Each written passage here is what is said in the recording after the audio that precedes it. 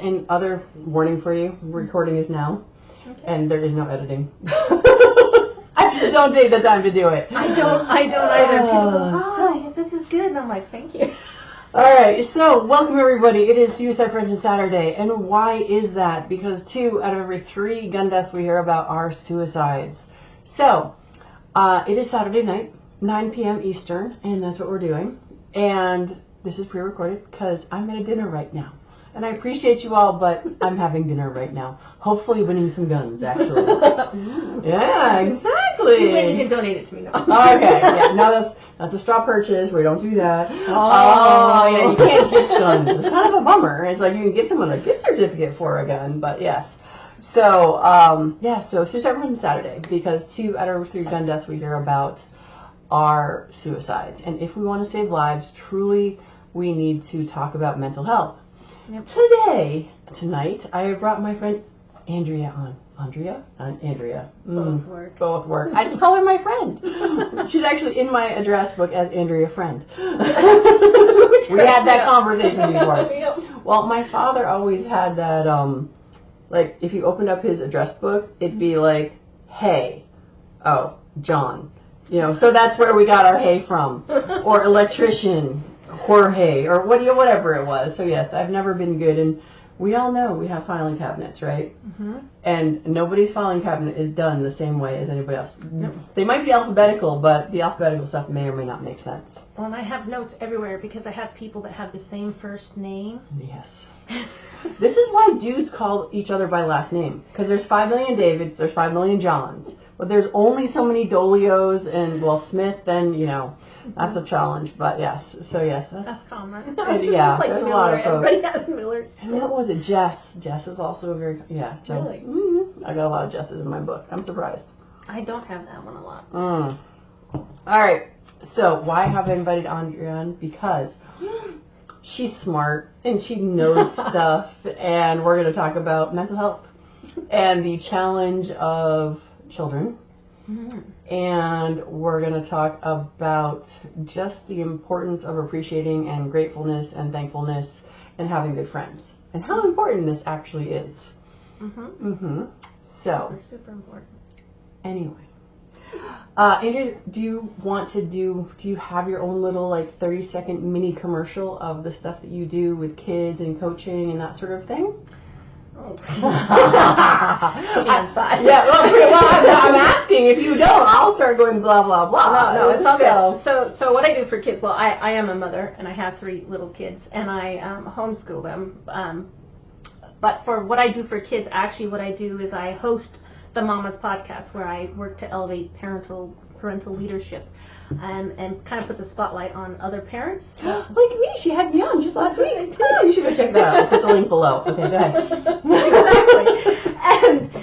And then the other thing I do with the G7, that's a one-to-one coaching program where I basically dive in and help people understand why they do what they do and how to raise their cap or their ceiling to their performance, whether that's personal or business, whatever that is. But basically, literally upgrade your life. That's really what it's all about. And I always say it's for the top 7% because it's uncomfortable. Growth is uncomfortable. It can be painful, and you have to be willing to like actually look at why you do what you do and face how you got, take ownership of how you got where you are in your life.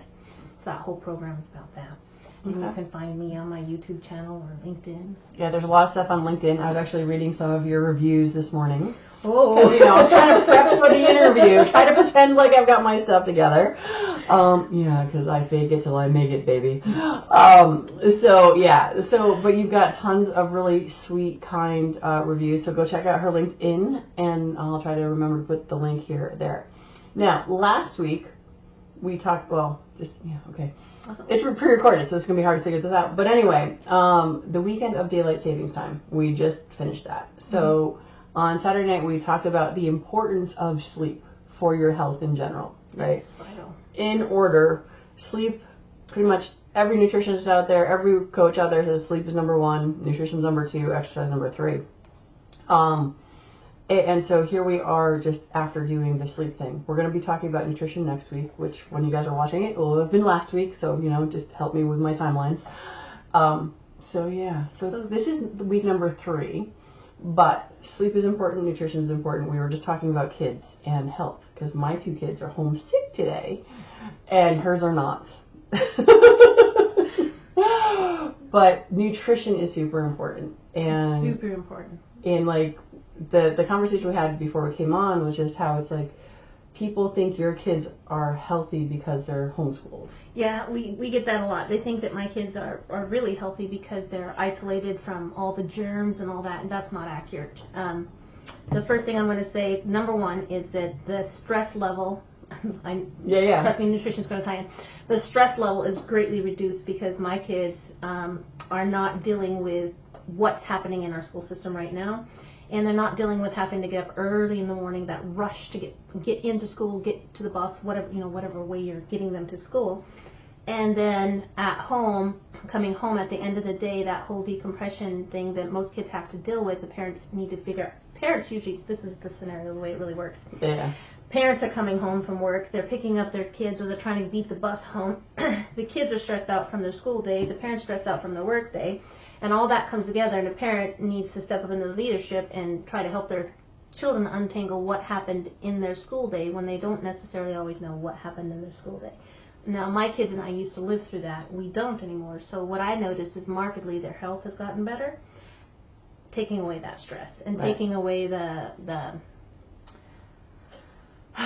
we're going to say the structures of the school system from their schooling. So we still do lots of academic stuff, but it isn't presented in the same way. For example, I don't do testing. And people will freak out, you don't do testing. No, I don't test because it teaches them to be stressed and measure their identity against something that's outside of themselves. So we do measures. And when I first introduced that, my daughter said to me, Mom, is a measure like a test? And I said, no. What a measure is to see where you are and to then see where I can step forward and help you with that. So stress is like number 1. Number 2, diet, or maybe they're the same, I don't know, but they're like way up there. Well, so, I mean, a lot of people have been talking about like the brain-gut continuum here, and it's like, it's new news if you watch the news. However, if you happen to have ever been anything like, I don't know, really old places or cultures, like, I don't know, we're talking Choctaw, and you're gonna have to say all the words. Yeah, Choctaw. Okay, so she wants to know my tribal history now. So I hail from the Ute, the Choctaw, and the Anishinaabe. And for those of you that go, what the heck is the Anishinaabe? Because that's the one I get the most. The Anishinaabe is our name for Ojibwe or Chippewa, which is also the same tribe. Right. But depending on which side of the Canada-U.S. border or how close you are to that Canada-U.S. border, what we're known as. Right. So, but still, I'm talking about cultures that have 7th generation sort of thinking. And for those of you who don't know, 7th generation is that the idea is that what I'm doing today, how am I impacting my kids, my grandkids, my great-grandkids, my great-great-grandkids, and that's more of the thinking of tribal nations generally. Yep. Chinese medicine is all about the whole body. Yep. And that one's really, I mean, it's written down to be even more ancient. And it's just like, but no, the medical field has just decided, oh, wait, they had something there when we're talking about brain health, gut continuum. And it's like, yes, there's a reason we're having so much challenges with anxiety, depression, all sorts of mental illnesses that people are dealing with. And it's just like, our food system, our nutrition, the food that we eat. So this is like, the suicide prevention stuff. How does this all go together is because the more we know what affects how we're feeling, the stronger we can be to make little tiny differences. One of the best things I've ever done is like, and it's simple and hard all at the same time, right? Because simple does not mean easy, and that's a challenge.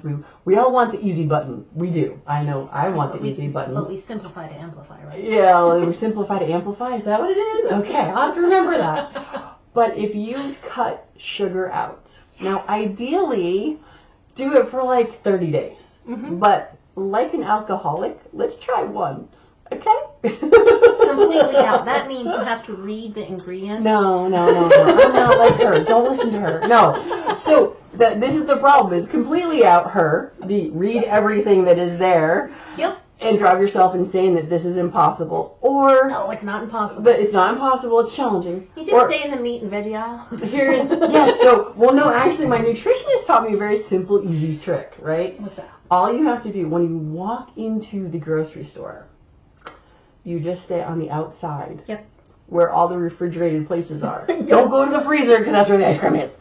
But or don't go down the center aisle. No. Just walk around the edges. The fish and the meat and the eggs and the dairy and all of that. Just walk around the edges and only shop. Walk through the produce aisle. That's you get your veggies and stuff. But that's like the easiest way. Mm-hmm. But one change, and this is the thing with change, is that just try one thing at a time. Don't try to do everything. However, like Andrew's saying, read the instructions, read the ingredients, and I'm like, how about this? I'm not going to have cornflakes with Coke this morning. Oh, you're just tempting me with a story. You so are tempting me. Okay. Well, that was a joke in college. Like, that's breakfast. Cornflakes with Coke. Why not? But that's just totally like the sugar monster, right? So, back to nutrition. My bad. I mean, we're still talking nutrition, but it's just like making one little tiny change and improving your gut health and understanding what that means without getting into the whole probiotics, prebiotics, and everything and overwhelming. It's like make itty bitty small sustainable changes over time. I agree with you. I think it's actually really difficult for people to do a full spectrum shift. So you pick one thing at a time and keep with it. The other thing that a lot of people don't know is that if you take 1 teaspoon of sugar, just one teaspoon, and a can of Coke has how many grams? Oh, it's got lots. Yeah, it's like when they show it at the health food store, they always have like packets and packets, and they just keep going to the floor. Right. And people think, well, okay, I'll take the diet, but then we find out that all those things like aspartame are really bad for your health, right? So, and your brain still has the sweet reflex to it, even though it's not actually sugar. Yes, exactly. So then you have all those data points, and then keep in mind that 1 teaspoon of sugar. You can tell them. They need to Tell you guys. 1 teaspoon of sugar will cut your immune system function in half for up to 12 hours after you consume it. What? Just one. And now you think of the typical Snickers bar, right? Or even the bite size that has way more than Wait one. a second. Ready? Oh, look. I got leftover from. That's from more than 1 teaspoon. I can tell you because I bake all the time with my kids. Okay. So that's huge, right? And that's kind of terrifying for people. How do we even begin that? One of the go-tos that I actually recommend to people. It's not my protocol. And I'll be frank that when I really get on my discipline protocol, most people don't want to touch it because I'm a little extreme. But it's okay. We accept those of you who are nuts. Yeah, I am. Yes, extreme. Not nuts. I don't know. But anyway. But the Whole30 is a good way for a lot of people to get started. I could think it was almond joy and nuts. So now we're back in candy. Squirrel. Okay. Yeah, squirrel. Wait, my nails are sparkly. Normally we talk about sparkly squirrels on here. So you have seen the movie, right? No. Oh yes. The dog yes, is I always have. sidetracked. Yes, I've got that. So anyway. Yes. All right. So the Whole30. The Whole30 works. Yeah, the Whole30 absolutely works. And for you. For most people who try it. Right. And the reason why I recommend it to people is because there's a whole blueprint of it out there, and you can find all sorts of things to help people. See, if you do what I do, and like I said, I'm a little bit extreme. I'm like, okay, no sugar. So I'm the crazy person standing in the aisle reading the ingredients, or I'm like, well, how much sugar does an apple actually have? Oh, I can't have that. Like I'm that person, right? Mm-hmm. And so I don't expect most people to do that. However, if you're going to go off sugar, another level, right? That's why I'm saying it's like start where you're at. Exactly. Like I said, if you're having that cornflakes with Coke for breakfast, maybe at least get rid of the Coke, right? Because like cold turkey is better and harder and more challenging. It is and it isn't. And let me add some insight to that if you don't mind. Cold turkey can feel really, really hard. Yeah, that's what you had me on. Cold turkey can feel really intimidating and scary, but if you just commit to like 7 days of giving up whatever that thing is, and the thing with sugar is really tricky that I figured out last year because I went full lion diet, and for those of you that don't know, that means carnivore. That just means no carbs at all. It means meat and fat. That's really what it means. It doesn't. You don't on a lion diet. You don't even allow in dairy. Right. Like, Oh yeah, no. Carnivore is full. Yeah. And the first 7 days were like, oh my god, HE double hockey sticks, because the cravings just shoot through the roof, and anything that's sweet around the house. But see, that's the thing that to me like really kicks it is like you notice when you drop sugar, you realize you're addicted. Yes, that was it So for go me. ahead. That was it for me. But after about 7 days, and the last part of the 7 days, you get this icky kind of little hangover headache. And it's because your body is learning how to function without sugar. Your brain is learning how to function without that outside sugar input. And you got to up the fats, especially women, up the fats if you're going to do this. But what I found was that my cravings And not went away. using cheese. How do we up our? Oh, more bacon. More bacon is good. We'll do Lots more of people bacon. do more bacon. I did more butter. Okay. All right. But what I found was that the cravings after about the 7 day mark went away. I would look at things and I would remember. I could even smell them, handle them, because I'm cooking for a household, right? Right. I'm like, no big deal. As long as I didn't put it in my mouth, I was fine. It was like that first taste. Oh my god, ton of bricks craving, right? But as long as you don't put it in your mouth after about the 7 day mark, or for some people it's 2 weeks. It depends on how much problems you have. That craving goes away, which is really interesting. So that's the positive about cold turkey. Right. But it's hard because it's cold turkey. It's everything out, right? Yeah. And if you have any sneaky little thing, hidden ingredient in there, then that's harder. So then we go to just cut out that Coke, just cut out that Snicker bars for just however long, right? And then you start incrementally cutting out things. And here's the thing that a lot of people miss. They're going to say, okay, I'm going to give up that Coke. I'm not going to drink Coke anymore. But they don't replace the Coke with something healthy. So if you're going to build a new habit and you're going to get rid of something that's not good, replace it with a positive. So maybe it's a cup of tea. You know, maybe it's a protein drink, or who knows, whatever. We are drinking tea today. We are. So replace that. And I find that actually nutrition, I would say, is the crux of mental health and brain health.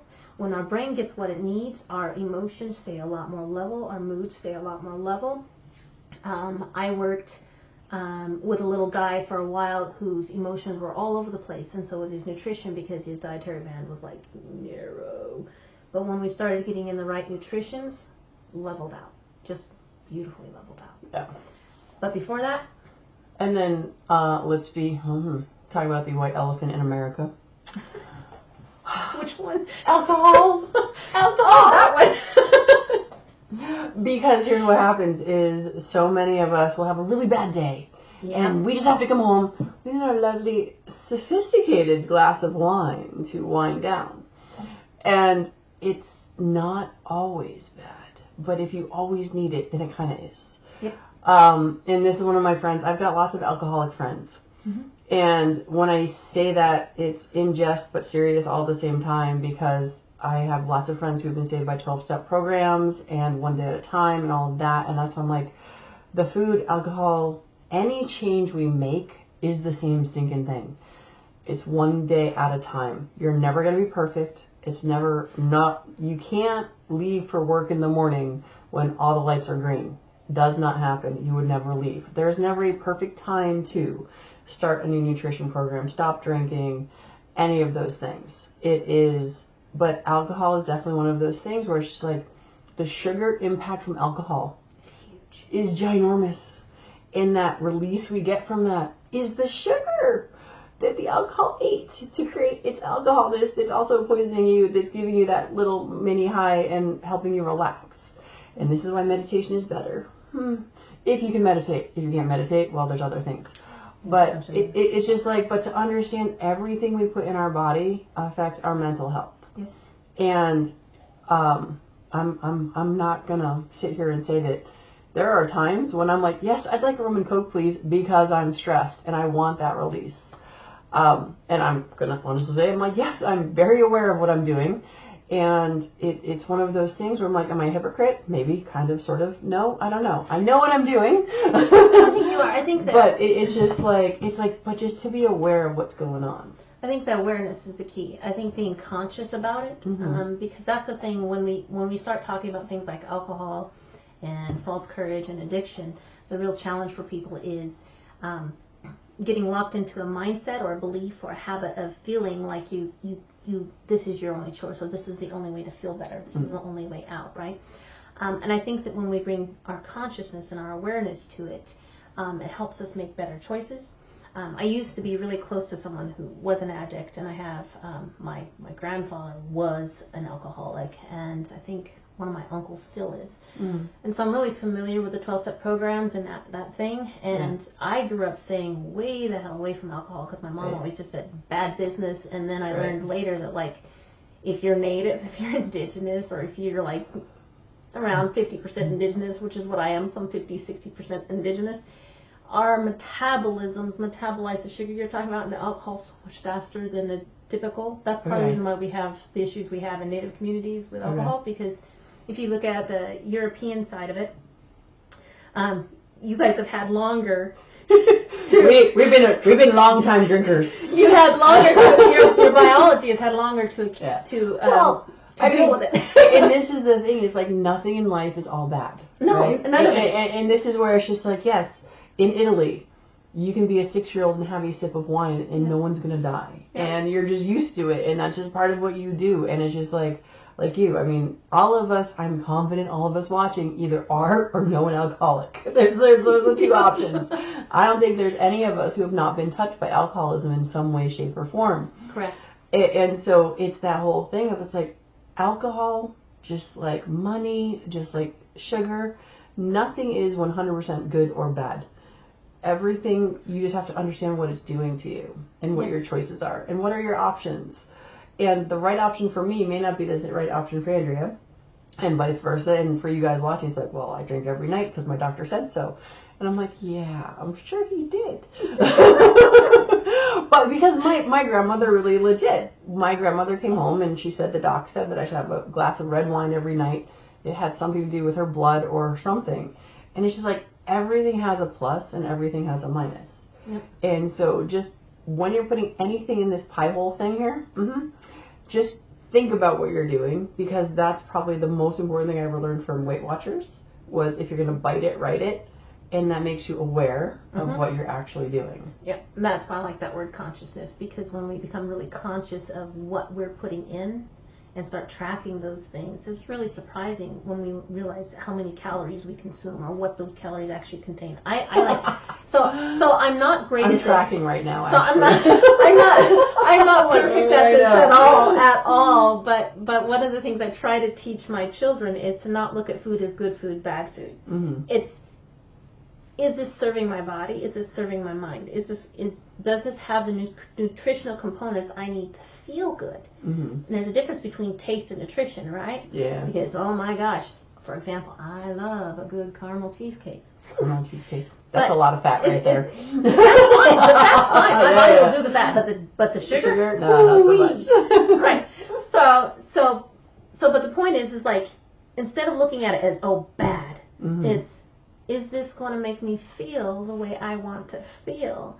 And that's what I'm trying to teach my children. Like, is it going to make you feel the way you want to feel? Because if we make food bad or something we consume bad, then we feel bad when we slip up and eat it, right?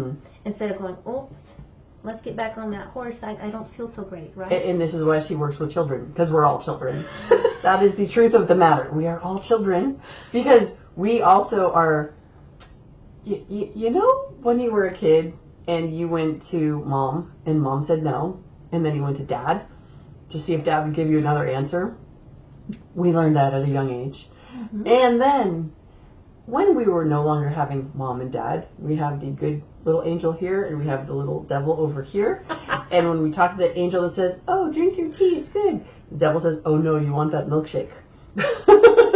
So, I'm saying.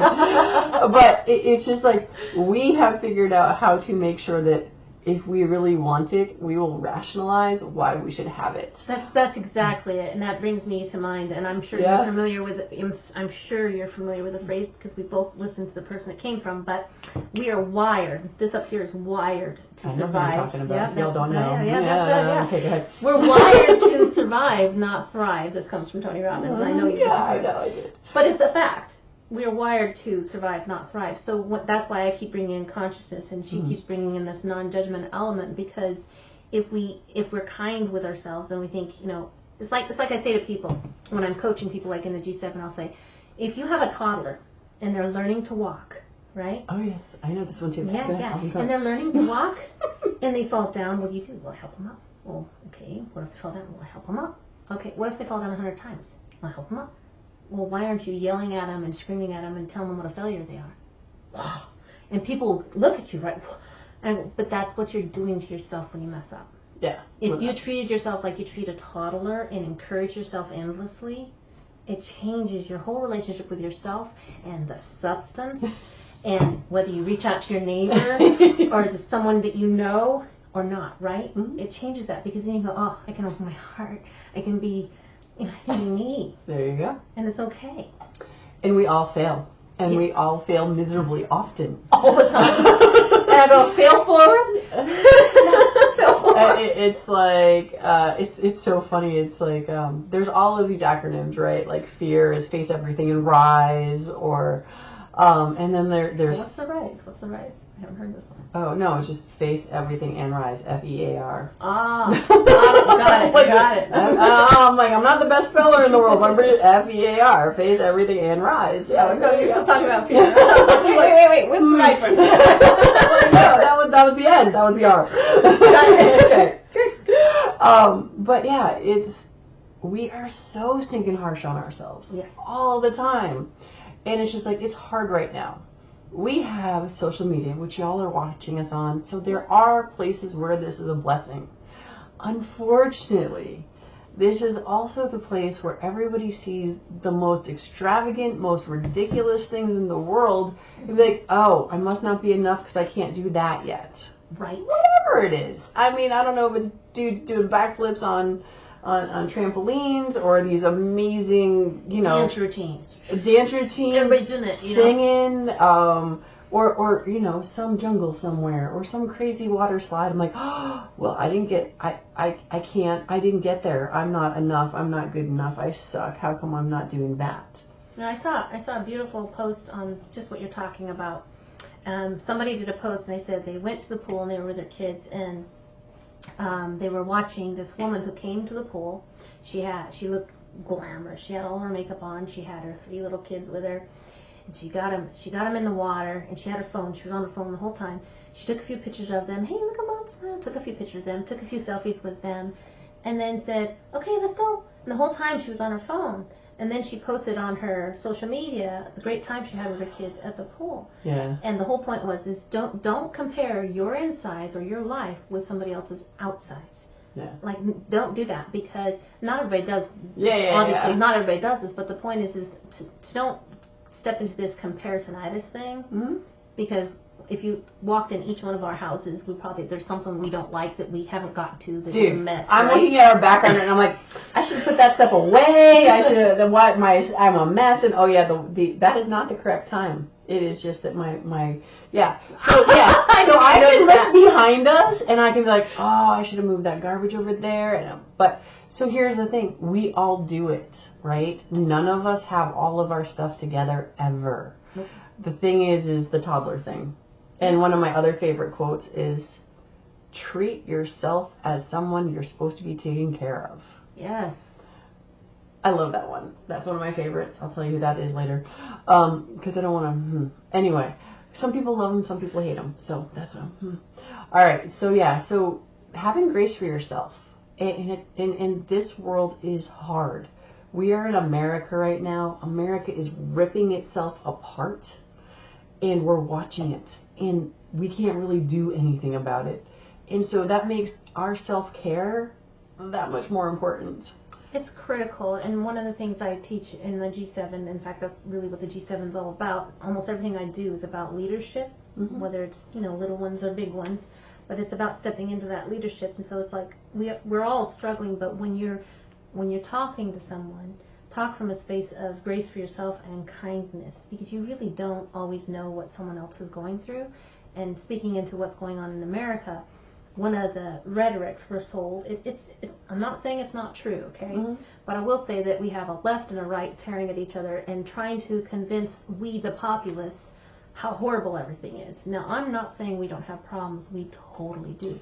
But, because we do. We do. And what you're saying is true, but also keep in mind that there is a conversation on social media that when we look at that, and on the news, that when we look at that, it tears at our mental and emotional health, makes us feel like the world is just falling apart. And when that happens, instead of getting angry, who's the nearest neighbor person you can call and reach out to and say, hey, I was just thinking of you, right? Mm-hmm. Who's that person? Y'all who've been here for a while, you know I say this all the time, right? I'm just not the only one who says it. I just want you to know I'm not alone and crazy. Not at all.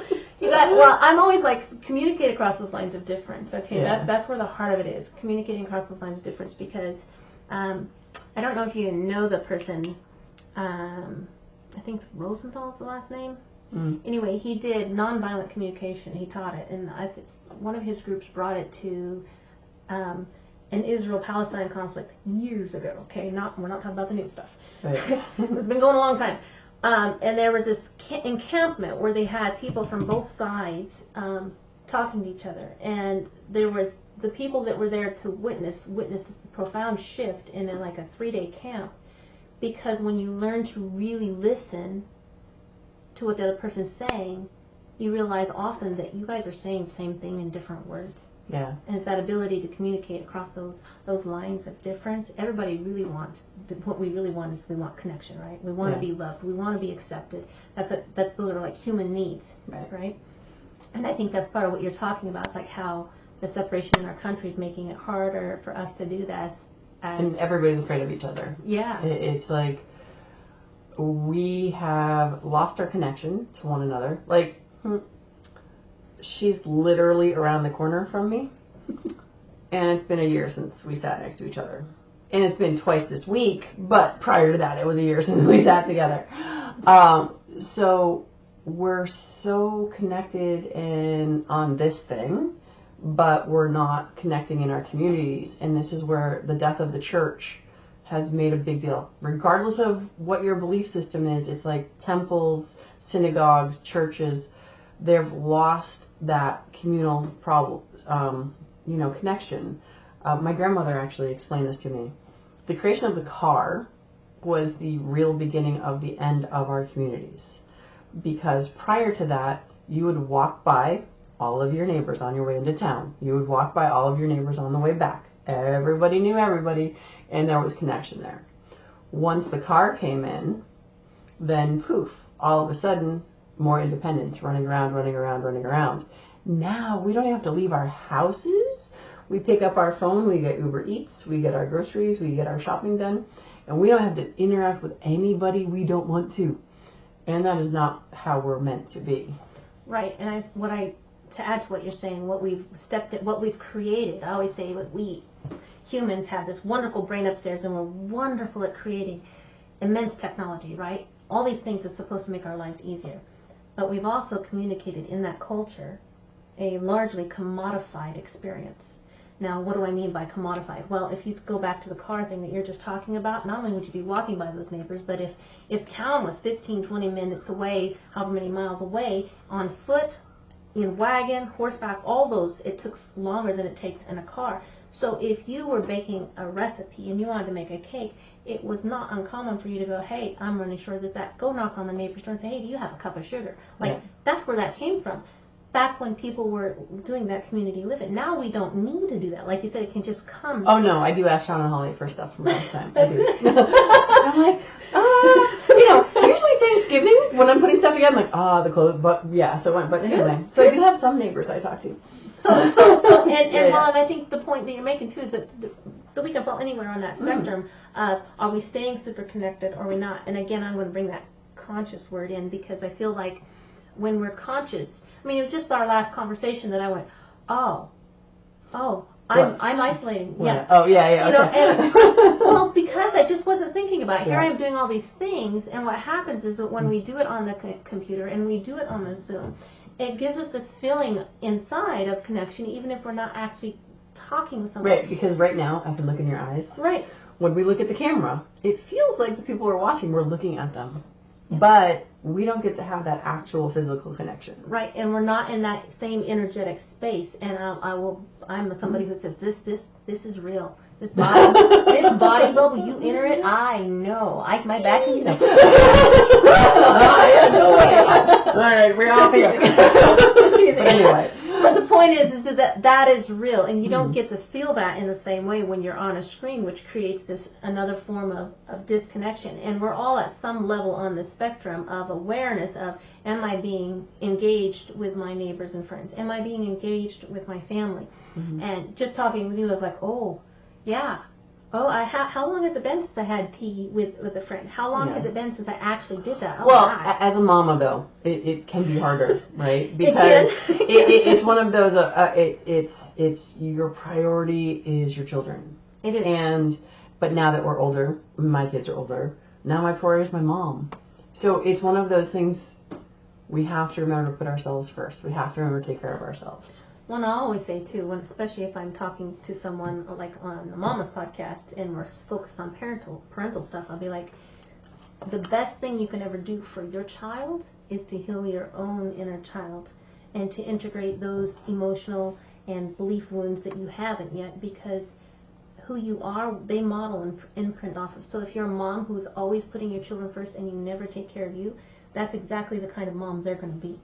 Right? So you have to figure out how to take care of that part of yourself. And we were talking about this before I hopped on the podcast, right? Yeah. So I was like, I think I was fixing this thing that I created, right? Yeah. And she's sort of like, I'm not one of her coaching clients, so I don't do it already either.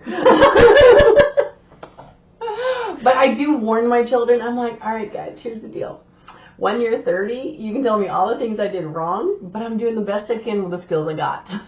So yeah, but I think again, the awareness part of it. I was gonna say, even that communication right there is huge, because sometimes as parents we forget, our kids kind of look up to us, and if we don't communicate to them, hey, I'm human too, right? Then there's this break when they get older and they get in their teenage years and they start to understand, oh, mom or dad's human too, and they don't do everything perfect.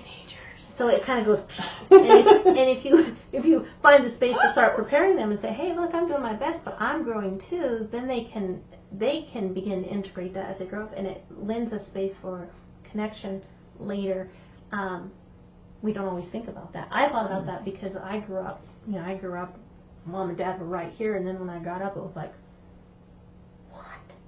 You don't know everything. What did you do? What did you do to me? How could you? Well, because I know as a kid, it's like we're taught to respect our elders. Yep. And they know what they're doing. So we have to listen to them when they tell us to do stuff. And that works a lot of the time. And I'm all for respect. My kids are some of the few kids that call people Mr. and Mrs. still. Everybody's like, no, call me by my first name. I'm like, no, they can call you Mr. Mark or Miss Shane, but we're not gonna, we still have Mr. and Mrs. And it's just like, it's these little pieces of respect. But just because you respect someone, you understand they're not perfect. And so you can always learn from everybody. And that's the whole thing of, we're in our little pods here. We have our little silos that we hop on YouTube and internet and all of that. Yeah. And it's just like, nope, we got to talk to people that we don't agree with. And it's because the truth of the matter is we agree on 80% of everything. All of us, even the people that are Trumpers and Biden people, and they think they hate each other because they voted for a president. I'm like, listen, I'm going to have a party in August, and I know not all of my friends like all of my friends. It's not going to happen, but I like all of my friends. So, it is like, we have to accept the fact that I can like Andrea and not believe everything and want to do everything. I know! That's it. We're done, Tim. You did what? You had sugar? Well, yeah. So anyway, but How dare you have Coke? Oh my God, I don't touch that stuff. I know. There's no Coke in the house actually right now. Yeah, we're going to stop there. Okay. Trust me, there's Coke in my house, and I don't drink it. All right. And yeah, no, Coke is it. But, I got to say, for real, this is how emotional food can get us. In that, I think of Coca-Cola products. And one of the things that legit makes me happy is like the Coca-Cola polar bear. Like when I'm driving down the highway and I see that big red semi that's got the red side with the white lighting that says Coca-Cola, it makes me happy. Like, that's how much our marketing gets into our heads and our actual emotions. It's like, y'all know, right? Oh, well, like, millions and billions of dollars are spent into marketing. So, to figure all this stuff out. Yes. So, but I mean, the color red even. Yeah. I mean, well, it depends on where we're coming from, right? So when you say red, the first thing I think of is my feng shui knowledge of red is a gift. Aww. And it is welcoming.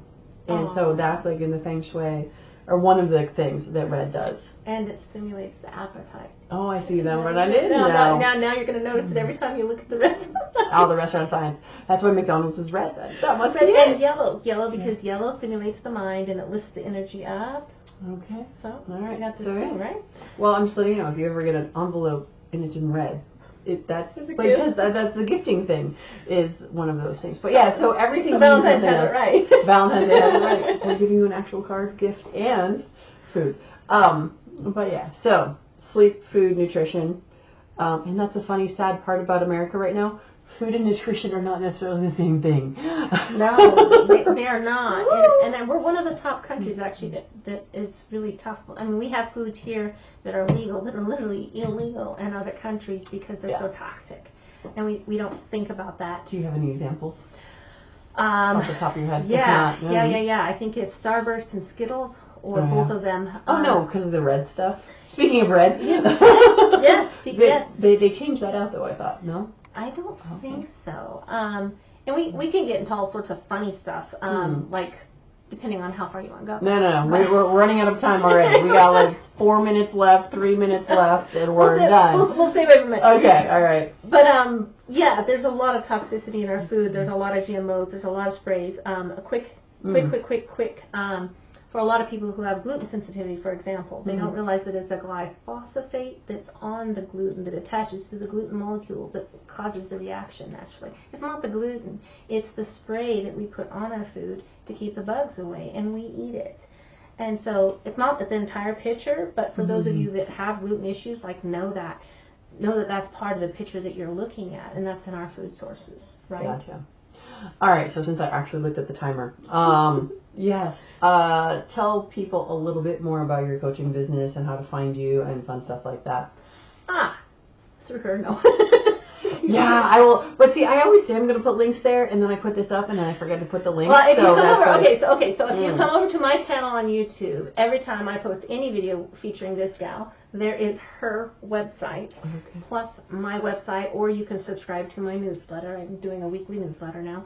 On LinkedIn, you can subscribe. On LinkedIn, yep. Or you can go to my website. Tell them your last name so they can find you on LinkedIn. Oh, darn. Okay. I mean, if you want to share, since you're on LinkedIn, I figure it's okay to say Andrea Fitzpatrick. Yes. So you can find me under Andrea Fitzpatrick over on LinkedIn. You can also find my website on Gumroad, which I can't even tell you the address right now. You can also find my channel on YouTube. And is it the Mama's Podcast on YouTube? What's the name? It is the Mama's Podcast. Actually, it's the Wise Life. Wise Life. And I think or the Wise Life. It's the Wise Life. Okay, I might have to do editing, so I can put this below here. But I'm probably not gonna.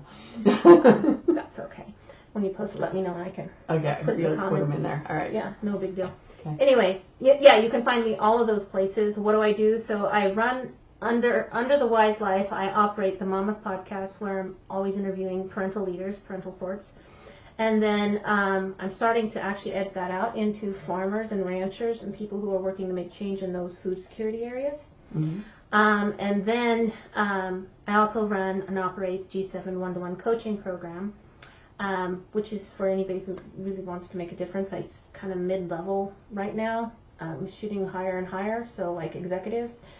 And basically, if you can afford me, really, that's really what it comes down to. So that's what I do, and that's kind of the overshot, and I'm being real casual here.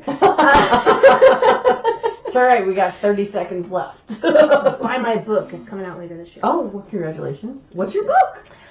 It's Communicating Across Lines of Difference. Okay. That's why we talk. We really don't actually like each other. We're just pretending right now. What? Oh, no. It's not true. It's just, but now someone's going We're good to actors. flip that, and now it's going to be a rumor, and this is how we say rumors on the Well, internet. yes, but this is also how we get people commenting. Oh, yeah, that too. And then that drives the algorithm, There you and then go. we get more shows. All that stuff. So, all right, so she's got a book. What's it called? Communicating Across Lines of Difference. Okay, and that's it. That's it. By Andrea. You don't have a pen name? It's going to No, be no, by it's you? no, it's gonna be by Andrea Fitzpatrick. Okay. I'm working on finishing it up and getting it out. So Okay. I gotta finish. I gotta do the finishing. Yeah, I've stopped lying to everyone saying that I'm going to write a book because I've written lots of things. I've not put it together yet. No, I have this one, and then I'm gonna do some children's ones with my kiddos. Okay, very cool. And her kiddos love dinosaurs. Yeah. Yeah. And fairies and unicorns. All right. So with all of that, yes, and best friends. So I got a lot of best friends bracelets from them last time we went over. That's best friends. All right. So Suicide Prevention Saturday. Thank you all for popping in. By all means, check out all Andrea's stuff. And hers. And yeah, this is kind of it. This is all I do. It's Saturday night. And thanks for watching. Like, subscribe. I'm getting better about remember to ask for those things. Share with your friends and family. And I think that's all. Good night, everybody.